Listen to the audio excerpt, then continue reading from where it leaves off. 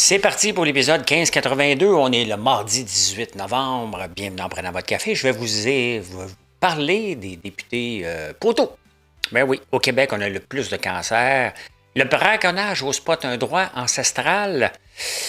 Les coupures au fédéral, pourquoi que ça donne rien ce qu'on va proposer? On a le Pesos québécois à vous jaser, la presse puis le guide auto, les syndicats des employés d'État qui ne veulent pas que les employés rentrent au travail.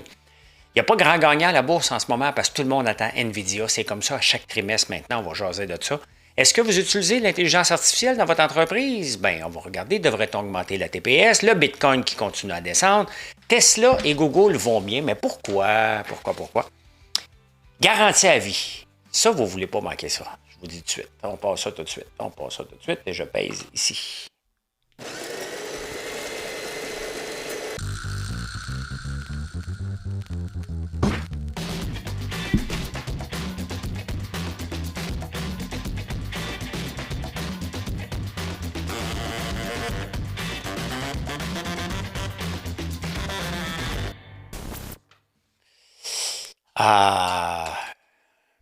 Je n'ai pas parlé hier, je levais, j'ai pas eu le temps.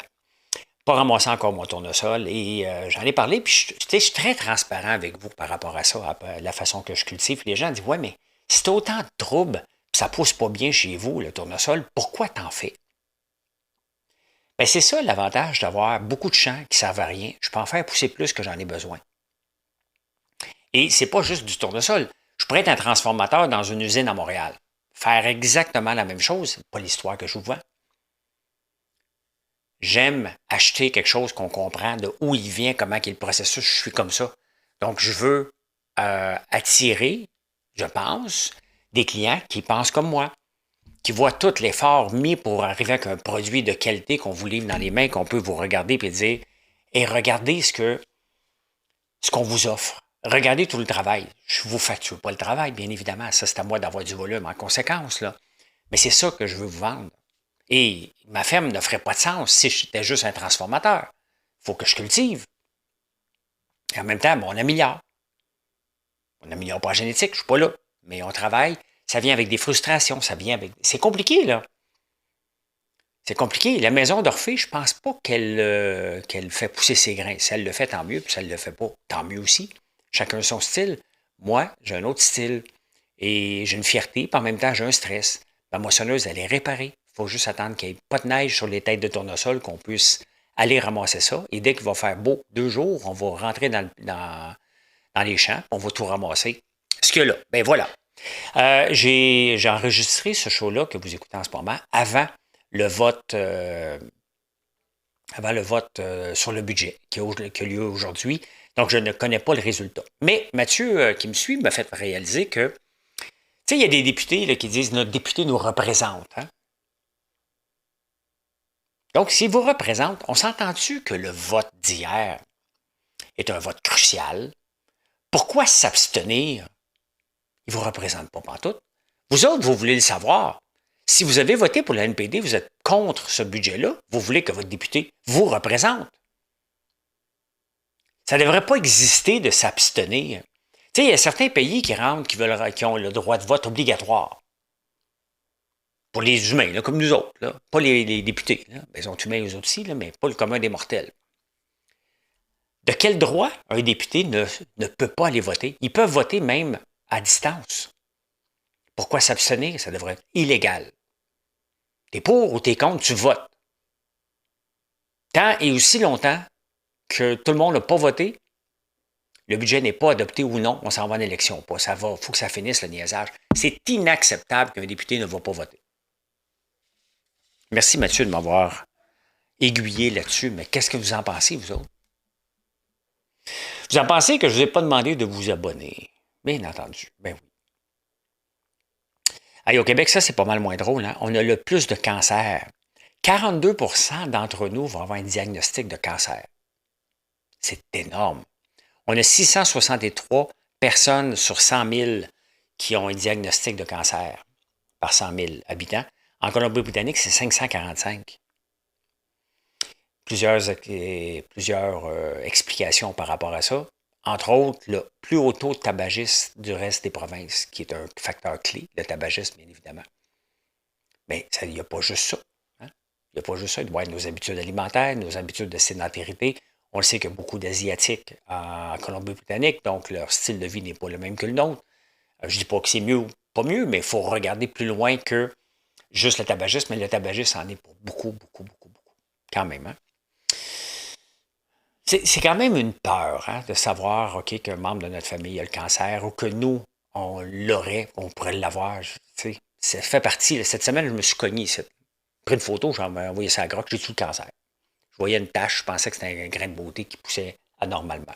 Vous allez me dire que je suis un freak, mais j'ai peur comme tout le monde quand je vois des anomalies. Là. On veut pas ça. On veut pas ça. Je veux faire partie des 42, des 58 qui n'auront pas de diagnostic dans leur vie, mais je ne suis pas à l'abri de ça. Je pense que j'ai des bonnes habitudes de vie, mais pas quand j'étais jeune. Le soleil, là, en travaillant en tracteur là, toute la journée, là, à venir à brûler puis rouge, je vais payer le prix de ça à un moment donné. Là. Les taches brunes que j'ai un peu partout, là, c'est ça. C'est de l'abus de soleil, mais on ne le savait pas. Je n'étais pas couché là, sur une plage, là, je travaillais. Dérange pas, le soleil, c'est le soleil, il ne sait pas si tu travailles ou tu ne travailles pas. Là. Le braconnage au spot. Je vous raconte une anecdote. Tu n'as pas le droit de faire ça. Il y a une année, j'ai un ami français, Cédric, qui vient en campagne. On part avec mon cousin, puis on le sait qu'il y a toujours des chevreuils à un certain endroit. Il n'y a pas de carabine avec nous. Rien.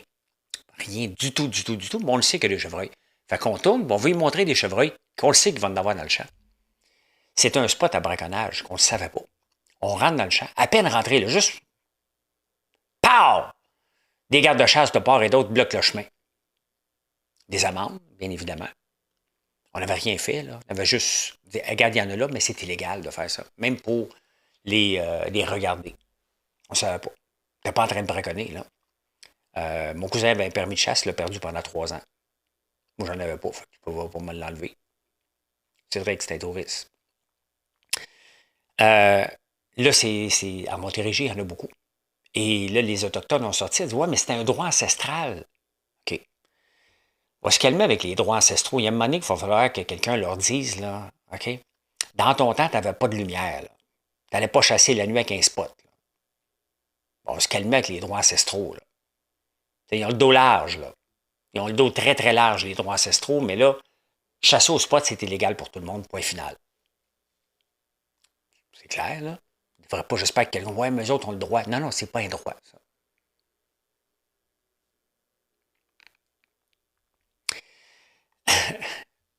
J'écoute beaucoup de films, puis à un moment donné, tu dis, ouais, mais ça se peut pas, avec la CIA et l'FBI. Tu dis, ça se peut pas. Puis à un moment donné, tu lis les journaux, puis tu dis, ouais, mais ça se peut. La CIA, tu sais, l'Afghanistan est un grand producteur d'opium, une drogue. Là. Donc, la CIA, pour les tromper, ils ont envoyé du haut des airs, avec des avions passant la nuit, ils ont saupoudré de graines d'opium qui n'a pas d'opium. Je ne sais pas comment ça s'appelle, la plante, là. Qui n'a pas rien de drogue là-dedans. Donc, pour les tromper, fait qu'ils sont en train d'éradiquer le marché de l'opium. Ça me fait juste rire. Mais, tu sais, à un moment donné, il y a des gens qui pensent à ça. Regarde, on va faire ça, on va les tromper. Puis ils vont le cultiver. Puis quand ça va sortir, ben, ça sera pas les bons. C'est de la science-fiction, mais j'en écoute des films comme ça, puis je me dis, ben non, ça se peut pas. Ben oui, ça se peut. Revenons aux choses sérieuses. Les coupures au fédéral, une super. Il manque de journalisme. Il n'y a pas vraiment ça dans le Journal de Montréal. C'est plus des journalistes d'enquête de meurtre qu'on va avoir. Dans la presse, il y a Francis Veil qui fait des super reportages aussi, mais après ça, c'est mince un peu. Dans le National Post, là, des fois, ils sortent des bijoux. Et là, il y a quelqu'un qui a sorti des coupures au fédéral. Il y en a eu 3 grandes vagues de coupures au fédéral dans les dernières années. À la fin des années 70, en 95-97 et en 2012. On a dit, il faut couper l'appareil gouvernemental. Ça n'a pas duré. Ça n'a pas duré parce que c'est vague, il faut couper. On va couper 40 000 personnes, on va couper 10 000 personnes. Non. C'est pas ça qu'il faut que tu fasses. Et c'est ça le problème. Il faut que tu regardes chacun des programmes. Est-ce qu'on en a besoin encore? Oui ou non? Il y a des programmes là, que l'Angleterre et la France avaient aussi qui ont complètement laissé tomber. C'est le Canada School of Public Servant. Donc, il y a une école pour aider former les fonctionnaires. sur différentes choses, entre autres le bilinguisme. Ça coûte 94 millions par année. Et les autres pays ont dit, ben, ça n'a pas de sens. Il faut arrêter ça, cette école-là, parce qu'il y avait ça. Les pays, des fois, se copient, ils disent, ah, regarde ça, je vais le faire. Mais là, il faudrait les copier aussi. Mark Carney aime bien copier sur l'Angleterre. Là. 94 millions, que ça ne vaut absolument rien. Il n'y a aucun avantage, on ne voit pas d'amélioration de rien depuis la création de cette école-là. 94 millions quand même. Puis des organismes comme ça, il y en a à tonnes. Il faut revoir programme par programme. C'est peut-être 150 000 personnes qu'on doit couper, peut-être c'est 250 000 qu'on peut couper. Il faut revoir, est-ce que les programmes se sont multipliés, les départements se sont multipliés au fil des années, puis à un moment donné, la bête se nourrit d'elle-même. Oui, mais moi, c'est important. Oui, mais c'est important pour le consommateur. À la fin, il faut toujours regarder, est-ce que c'est important pour le contribuable? Pas pour l'appareil, pour le contribuable.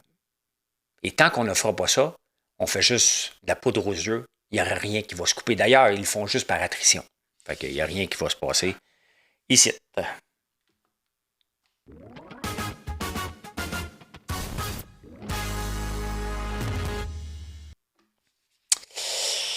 Le pesos québécois. Ben oui, Paul Saint-Pierre Plamondon parlait maintenant du dollar. J'en ai parlé ici aussi. C'est bien évident que si on veut se séparer du Canada, tu ne peux pas être séparé du Canada puis avoir une politique monétaire du Canada parce que le dollar est fait en fonction de la politique monétaire, en fonction de l'inflation, en fonction souvent de l'inflation. C'est pas mal ce qu'ils font. Si on n'a pas la même inflation au Québec qu'au Canada, qu'est-ce que vous voulez qu'on fasse avec un dollar canadien? Vous voyez, c'est assez complexe de séparer un pays. Je ne pas dire que ça ne se fait pas, là. Mais c'est assez complexe, puis il faut regarder tout l'ensemble de l'œuvre. Et je le dis, puis je le répète, Paul Saint-Pierre Plamondon, c'est fake it till you make it, build it and they will come. Hein? Moi, je suis plus show me the money, là. Montre-moi vraiment ton plan. Montre-moi où c'est que ça va chier. Montre-moi où c'est que ça va bien aller. Il y a des choses qui vont bien aller. Tout le monde là, qui nous écoute, là, je ne dirais pas de pourcentage, mais il y a beaucoup de gens que vous m'écoutez en ce moment. Vous êtes séparés. Vous êtes séparés pour le mieux. Hein, quand on se sépare d'un couple, c'est parce qu'on espère pour le mieux. Sinon, on le regrette, on revient si elle veut nous avoir ou il veut nous avoir. Ça arrive. Mais la plupart du temps, on ne revient pas. Donc, on est mieux. Bon, parfait, je suis à l'aise avec la séparation. Mais ça prend une équipe solide. Vous n'allez pas me faire croire que j'aime beaucoup Pascal Bérubé, là. Je l'aime beaucoup. Mais, et Paul Saint-Pierre Plamondon, puis les nouveaux qui sont arrivés, qui c'est qui est un kingpin ici? La finance, pour expliquer, OK, comment on va le faire. Parce que, à la fin, là, c'est toujours une finance. Les gens se séparent ou se séparent pas à cause de problèmes financiers. Ils disent, ouais, faut que je me paye une deuxième maison. J'en connais un paquet comme ça qui sont en couple pour les problèmes financiers.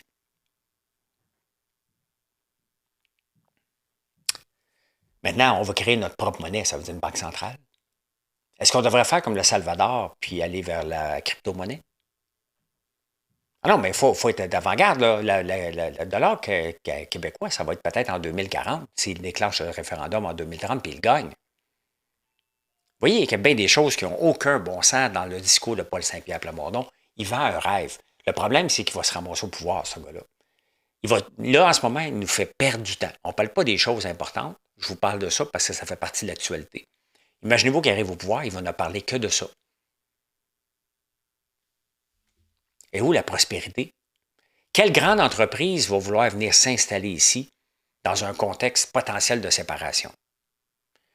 Vous êtes un investisseur, vous regardez certains pays, vous dites, ouais, ils sont en train de se séparer, mais attendre un peu que le chaos soit passé. Il ne faut pas être naïf de penser qu'il va avoir ça, là. Qu'est-ce qu'on va aller chercher en plus des entreprises? Parce qu'ils vont en avoir. Donc, on n'attirera pas de capital étranger, de capitaux étrangers pendant ce temps-là. Si on pense le contraire, on se raconte des rêves. Je n'ai pas de problème avec ça encore. Il faut juste être conscient de la période dans laquelle on va passer. Je fais une petite parenthèse ici, le guide auto. Dans la presse, qui ont besoin d'argent, bien évident. Tu as des guides auto qui sont présentés des McLaren. Qui c'est qui achète une McLaren parmi vous? Il n'y en a pas beaucoup, là. On présente ça parce que les grands consommateurs, les grands constructeurs parlent de ça. C'est pas sponsorisé. Hein, le journaliste, à moins qu'il soit payé pour aller en parler, ce qui est possible. Mais tout de suite après, tu as une page sur la COP30. Vous voyez que ça n'a pas de sens, là. Moi, là, tu sais, si on veut améliorer le climat, là, en partant, il y a des publicités qui devraient être interdites. On interdit le tabac. On devrait interdire les pubs d'auto. On ne devrait pas avoir d'auto. On a besoin, j'en ai deux. Pas chialer, là. Mais j'ai pas besoin du marketing agressif pour me dire achète, achète, achète, achète. Un grand garçon. Et mon ventre vous dit qu'il a faim. Si vous l'avez entendu. Si vous ne l'avez pas entendu, ben, je vous le dis. C'est correct, je suis en jeûne. Là. Ça arrive d'avoir faim des fois. Mais quand tu as les magazines auto, tu tournes la page et tu arrives sur la COP30, tu dis, hey, il y a quelque part que ça ne marche pas. Là. Décaler d'une journée la COP30 ou ton guide d'auto, si tu veux parler de ça, ça ne marche pas. Là. À un moment donné, ça fait j'ai besoin d'argent puis je vais vous donner à peu près n'importe quoi, même si vous ne voulez pas. Là. Avoue que j'ai été en cours des petites créances. Moi, j'ai été l'autre jour. Je m'étais chicané avec le designer ici. Il devait faire un projet, il ne l'a pas fait. Fait que le dernier paiement, je dis, ben, je te le ferai pas. Hein? Puis il me dit, hey, tu me le dois, tu as signé le contrat. J'ai regardé, je dis, ouais, je me suis fait avoir. Fait que je dis, ben, viens me porter les documents ici, puis je vais te payer. Il me dit, non, je ne veux pas te rencontrer. Je t'emmène en cours. Ben, je suis correct, emmène-moi en cours. Je t'en vais en cours. 541 jours plus tard. C'est quand même vite à Montréal. Puis là, ben, le juge, je lui dis, êtes-vous prête à faire une médiation? Je dis, ouais, je suis prêt. Il lui dit, oh, il veut pas. Ben, t'es qui, toi? Je le veux. Fait que là, il me dit, ben moi, il n'y a pas de médiation si tu ne donnes pas le plein montant. Ben, je dis, c'est parce que moi, je te demande le plein montant que tu as fait avec les travaux, parce que tu as volé les travaux d'un autre designer. C'était les mêmes plans qu'avant. Fait qu'on s'obstine. Tu sais? Je regarde, moi, je veux juste avoir la paix. On va te donner 4 000. Non, je vais avoir 6 500. Je dis, OK, parfait. On s'en va devant le juge. Moi, c'est ce que je te demande aussi. Qui va gagner? La juge va décider. C'est sûr que tu prends 4 000 tout de suite. On a fait un deal pour 4 000. C'est fait. L'importance de regarder bien un contrat et ne jamais faire confiance à personne. C'est ça qu'on apprend. Moi, je suis naïf, j'ai tendance à faire confiance, souvent. Ah, c'est correct, c'est correct. Mais non. Mais bref, c'est vite à Montréal. Vous êtes mieux de remplir votre plainte à Montréal parce que si vous allez à Longueuil, c'est 1000 jours et si vous allez à Québec, c'est 1000 jours et plus. Fait qu'il y a plus de juges de la Cour des petites créances à Montréal, mais prends un numéro. Fait que moi, j'ai dit au gars, quand il m'a poursuivi, j'ai dit, écoute, tu as le choix d'avoir le chèque tout de suite ou dans 3 ans. T'es cave. Syndicat des professionnels de l'État, hein, des fonctionnaires provinciaux. François Legault a dit vendredi, ben là, vous allez rentrer 3 jours par semaine. Le syndicat dit, vous n'avez pas consulté. C'est pas correct, ça. On l'apprend en même temps que tout le monde. Ben, écoute bien. OK? Des fois, c'est parce qu'il n'y a pas de consultation, comprends-tu? Il n'y en a pas. Le boss a dit, tu rentrais 3 jours par semaine. C'est un privilège que vous avez eu de travailler de la maison. Ce privilège-là vient avec des responsabilités. Est-ce que la productivité de l'appareil de l'État s'est améliorée depuis la COVID? J'ai la réponse, non. Donc, on a le droit de changer quelque chose. Et ce n'était pas un droit acquis dans un contrat et dans une convention collective que les gens doivent travailler de la maison. C'était forcé, on l'a laissé comme ça et ça ne marche pas. Il y en a qui sont capables de travailler de la maison, puis il y en a qui ne sont pas capables de travailler de la maison. Mais puisque le gouvernement n'est pas capable de faire la différence, qui est meilleur que l'autre, tout le monde est égaux, bien, tout le monde rentre. Pas besoin de dire à un syndicat, hey, regarde, tu pourrais ça visiter tes gens là, doucement, là, tu sais, envoyer une lettre, excusez. Il n'y a pas de négociation. C'est pas toujours place à négociation. C'est pas d'être autoritaire, c'est juste de dire, regarde, les règles du jeu viennent de changer et c'est un bonus de travailler de la maison.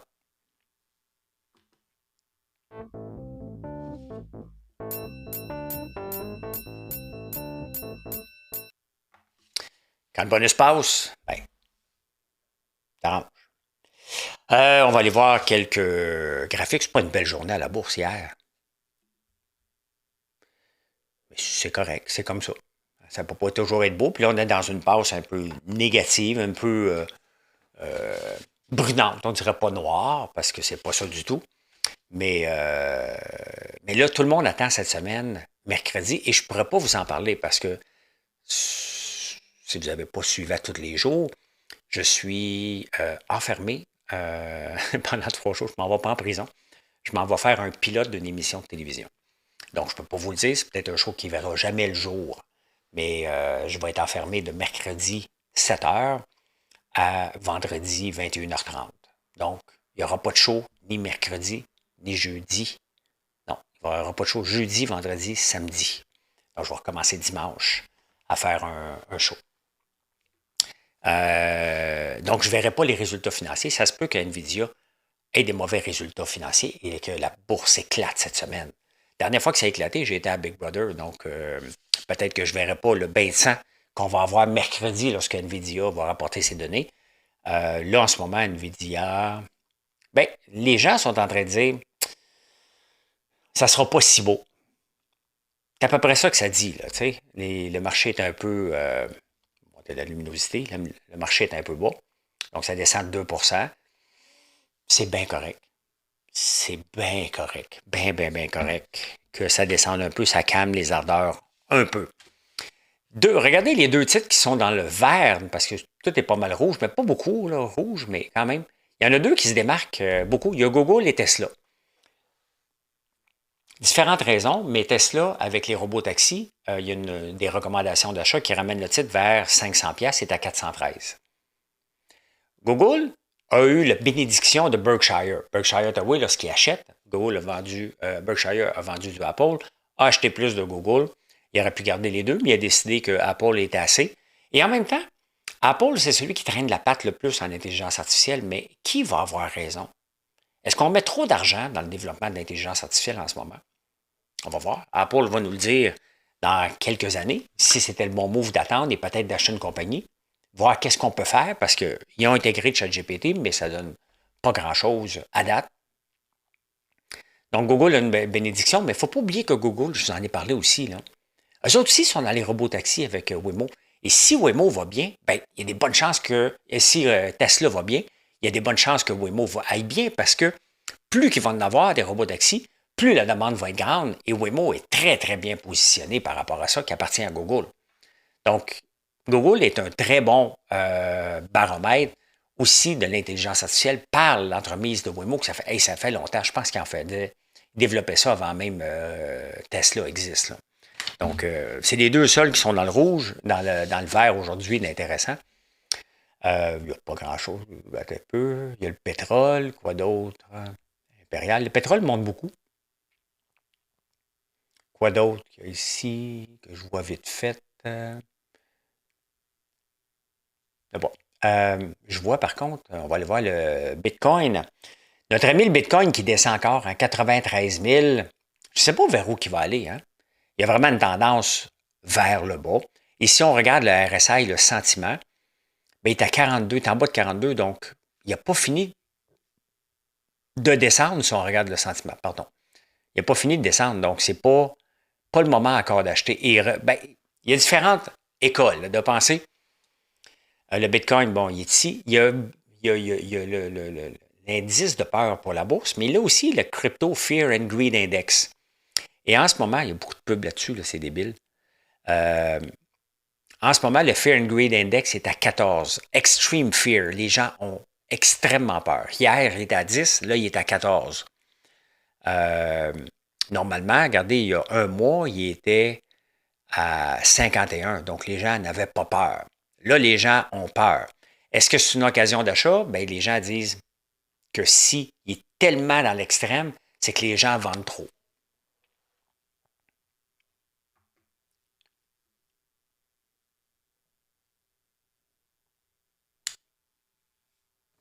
J'ai regardé quelque chose. C'est que les gens vendent trop le Bitcoin. Je ne sais pas, moi je veux en acheter là, pour mon CELI. Mais tu sais, honnêtement, l'acheter à 90 000 ou à 93 000 là, à travers iBit, ça ne fait pas une grosse différence. Là. Je vais l'acheter probablement à mon retour la semaine prochaine, puis il sera à ce qu'il sera. Là. Je veux l'acheter pour mettre dans mon CD que je n'ai pas mis cette année.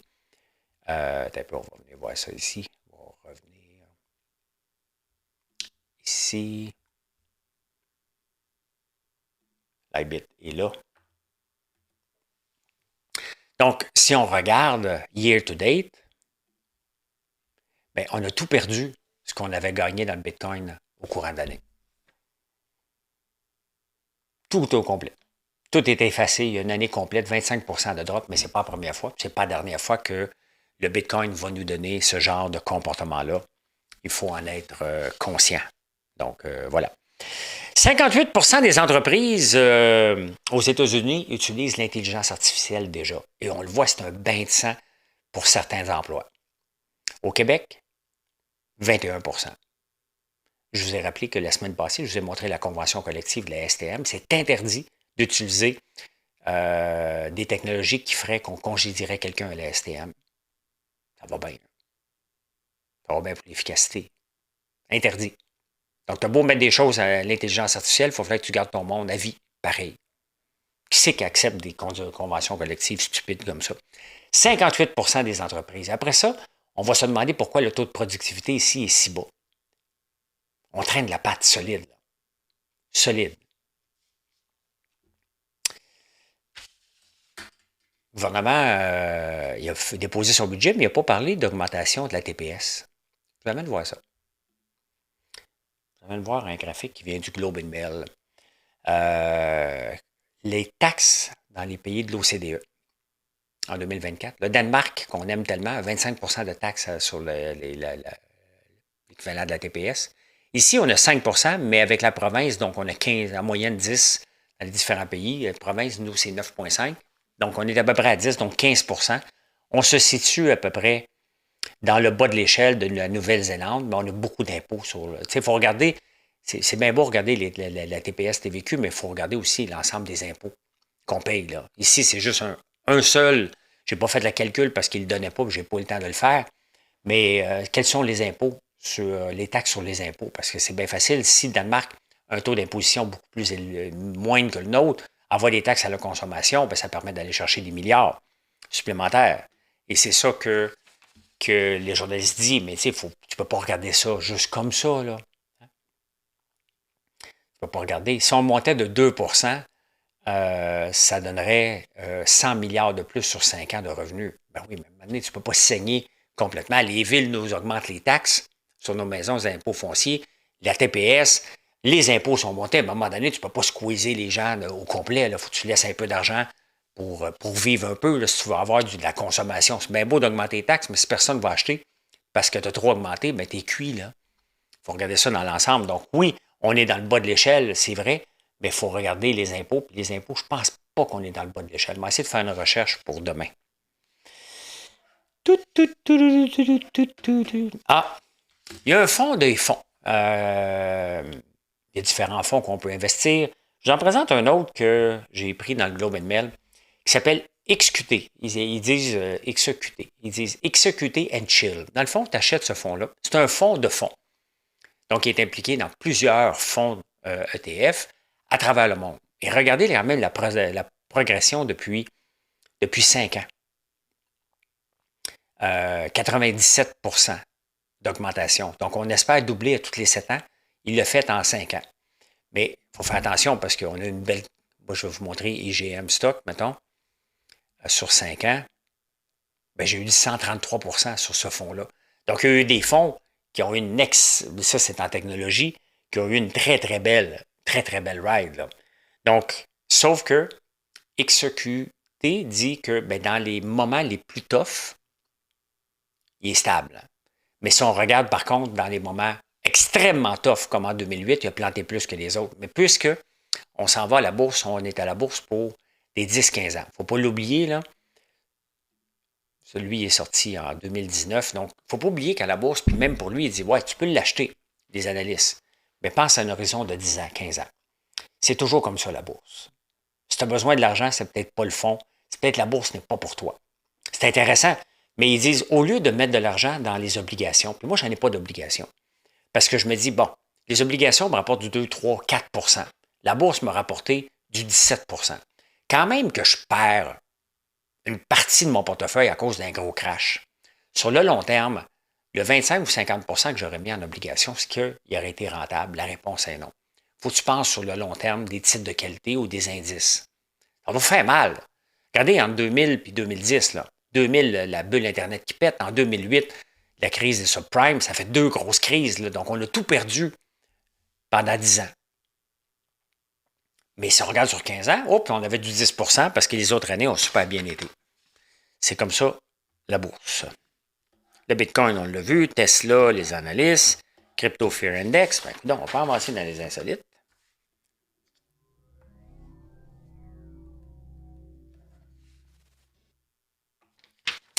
Dans les insolites, écoute, il y a un gars qui a poussé la garantie à vie au maximum. Il a acheté des bas en Mérino d'une compagnie canadienne. Il les a gardés pendant 25 ans. 25 ans des bas. C'était tough, là. La compagnie qui les a vendus avait marqué garantie à vie dessus. Fait que lui, il avait arraché le petit sticker. On s'entend, c'était weird, là. Il l'a mis dans son tiroir. Puis il a dit, un jour, quand ils vont être finis, on va aller les cogner à leur pas. Fait qu'à un moment donné, ils sont finis après 25 ans, ils ont des trous dedans. Il a demandé à la compagnie d'envoyer une paire neuve. Ils ont dit, ouais, mais ça ne s'appliquait pas au bas. 25 ans plus tard, garantie à vie.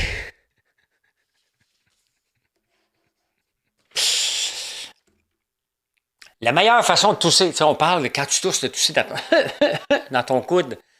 Non. Ça a l'air que la meilleure façon maintenant de tousser pour s'assurer qu'aucun microbe n'est partagé à personne, c'est dans ton chandail.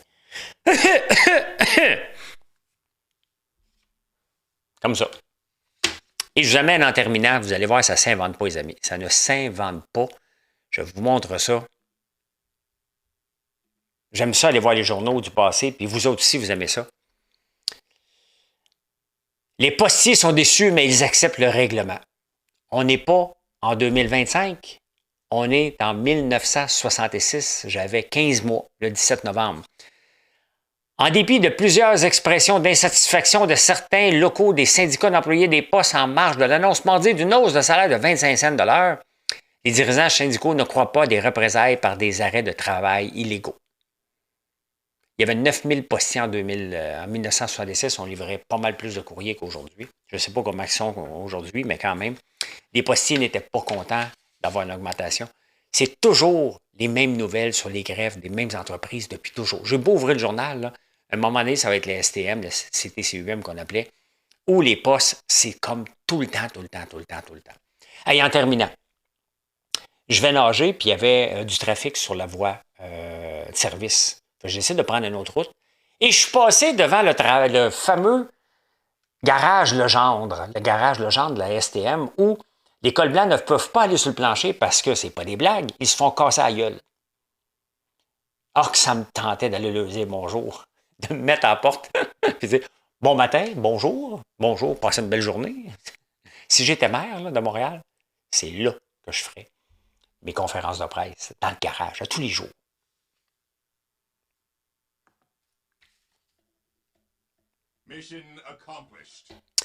Merci d'être là.